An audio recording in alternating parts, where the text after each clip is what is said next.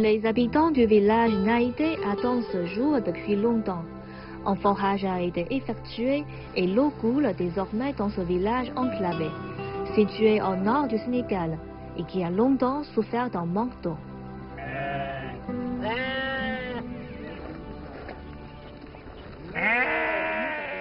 Avec leurs réservoirs posés sur des charrettes tirées par des ânes, 12 femmes, enfants et personnes âgées vont chercher de l'eau.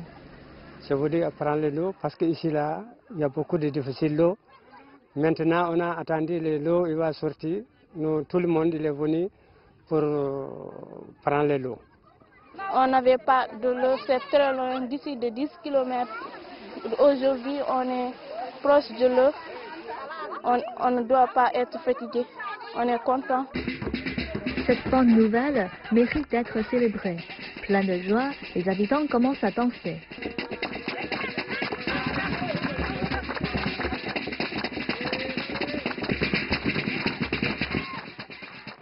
Ce forage de Naïté fait partie d'un projet d'alimentation en eau potable et de construction d'infrastructures en milieu rural qui vise à réaliser 251 forages en 18 mois sur toute l'étendue du territoire sénégalais. De même, le projet permettra de construire 181 châteaux d'eau et d'installer 1800 km de canalisation pour répondre aux besoins de plus d'1 million de personnes. Ce programme est financé à hauteur de 60 milliards de francs CFA par la Chine via Exim Bank. L'entreprise chinoise CGCOC est chargée de l'exécution des travaux. Sui-Ming a travaillé dans le désert pendant 1 an. Il habite dans une école abandonnée, transformée en dortoir avec d'autres travailleurs chinois. Les conditions de travail ici sont très dures. Nous avons seulement une Jeep pour sortir du désert et faire les courses. La température peut atteindre 47 degrés et même le vent ici est chaud. Malgré les conditions difficiles dans le désert, les travailleurs chinois et locaux travaillent ensemble avec acharnement pour le bien du peuple sénégalais.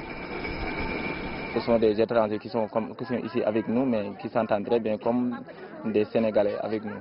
Ils essaient de connaître notre langue et ils essaient toujours de jouer avec nous, de faire des comédies avec nous, rien que pour qu'on s'entende et être ensemble avec tout pour être des bons amis.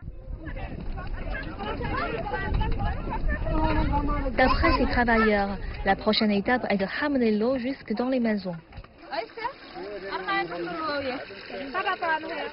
Le but est clair, une famille en boisson potable, pour que le monde rural profite du même niveau de confort que les centres urbains.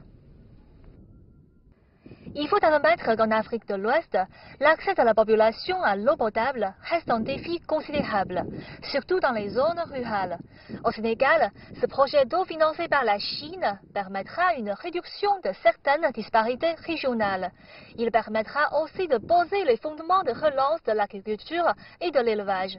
Avec la réalisation des forages et des châteaux d'eau, d'ici fin 2018, les populations en milieu rural auront un accès plus amélioré à l'eau potable. Haiya, CGTN français, Dakar.